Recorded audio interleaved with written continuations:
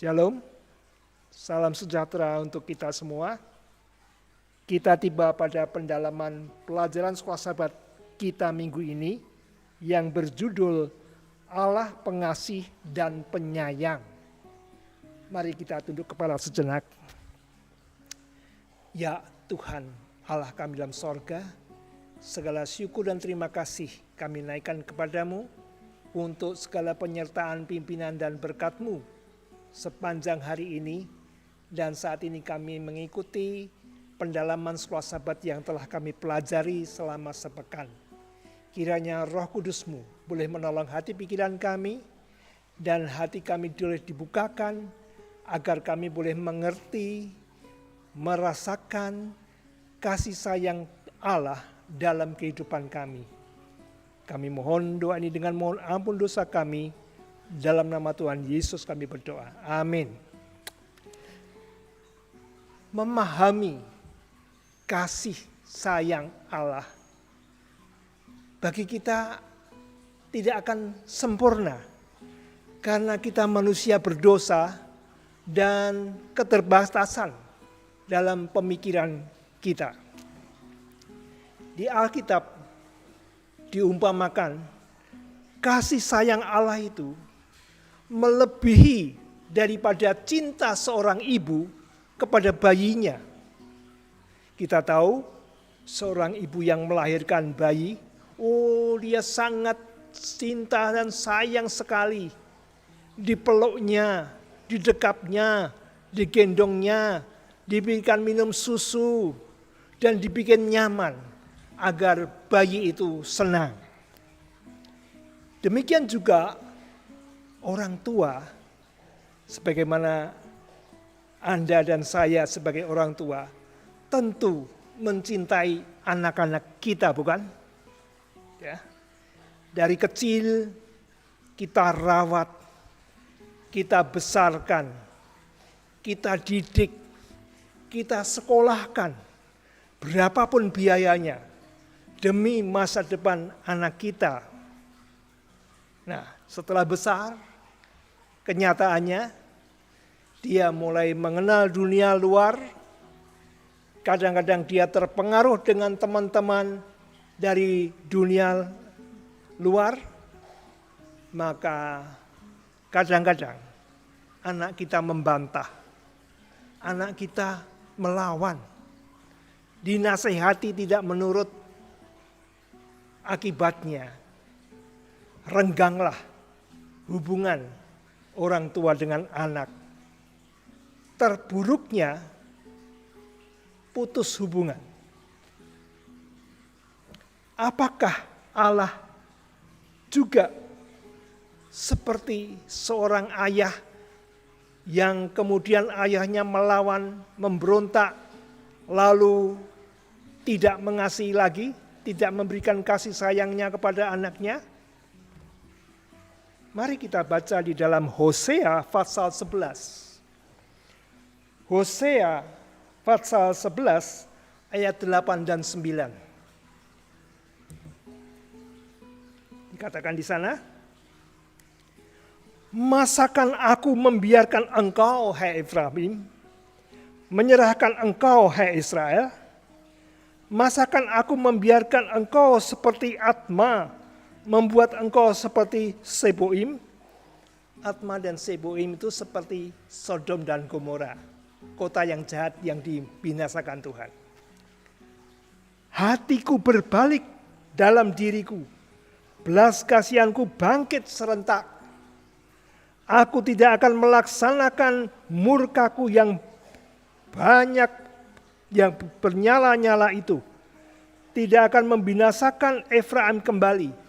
Sebab aku ini Allah dan bukan manusia, yang kudus di tengah-tengahmu, dan aku tidak datang untuk menghanguskan. Saudaraku, ini luar biasa. Kalau sebagai orang tua yang berlawanan dengan anaknya, kadang-kadang bisa renggang, bisa putus hubungan. Tetapi Allah, sekalipun umatnya memberontak, Dia tidak meninggalkan. tidak mewujudkan murkanya, tapi dia memberi kesempatan kepada umatnya untuk berbalik. Ini kisah yang sangat menyayat hati. Sungguh indah kasih sayang Allah itu.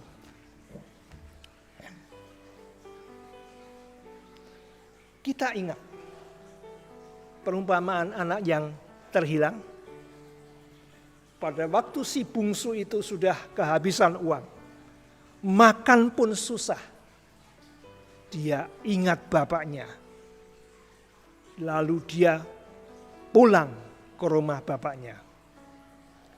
Sampai di rumah dia mengatakan kepada bapaknya, "Hambaku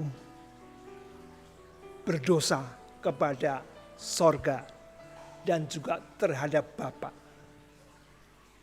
Hamba tidak patut lagi disebut anak. Jadikanlah hamba upahan Bapak di rumah ini." Luar biasa. Ini pengakuan, ini permohonan dari orang yang menyesal, yang sungguh-sungguh. Bapaknya tidak peduli dengan kata-katanya.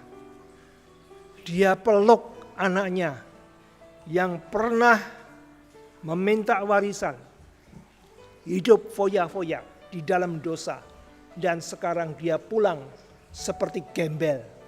Dia peluk anaknya dengan cinta. Kemudian dipakaikan jubah yang terbaik. Dipakaikan cincin di jarinya. Dipakaikan sepatu di kakinya. Dan menyuruh hambanya menyembelih lembu tambun untuk pesta dan bersukacita. Saudaraku, mungkin kita pernah mengalami seperti anak yang terhilang. Oleh karena dosa dan kesalahan kita masa lalu, sehingga kita merasa jauh dari Tuhan. Mungkin kita pernah terpuruk, merasa gagal dalam hidup ini, dan tidak berharga, merasa hidup ini tidak bermakna, kecewa, dan putus asa. Ingat, pandanglah kepada Yesus. Karena dia menawarkan di dalam Matius 11 ayat 28. Matius 11 ayat 28. "Marilah kepadaku, semua yang letih lesu dan berbeban berat. Aku akan memberi kelegaan kepadamu." Dia tawarkan, ya, agar kemiskinan kita, keterpurukan kita diganti, ditukar dengan kasih karunia-Nya. Bagaimanapun perjalanan hidupmu masa lalu, betapa mengecewakan keadaanmu saat ini. Jika engkau mau datang kepada Yesus, sebagaimana seperti anak yang terhilang, tidak berdaya, tidak berharga, putus asa, tapi datang kepada Yesus, maka Yesus akan merangkul saudara, akan memakaikan jubah kebenarannya, yaitu tabiatnya, menutupi tabiat saudara. Dan engkau akan menjadi putra dan putri Allah. Dan di hadapan Allah, semua dosa itu telah ditanggung oleh Yesus, sehingga kita layak di hadapan Bapa. Ayat yang terakhir, 1 Petrus 2 ayat 24. 1 Petrus 2 ayat 24. "Ia sendiri telah memikul dosa kita di dalam tubuhnya di kayu salib, supaya kita yang telah mati terhadap dosa, hidup untuk kebenaran. Oleh bilur-bilurnya kamu telah sembuh." Tuhan memberkati kita. Amin.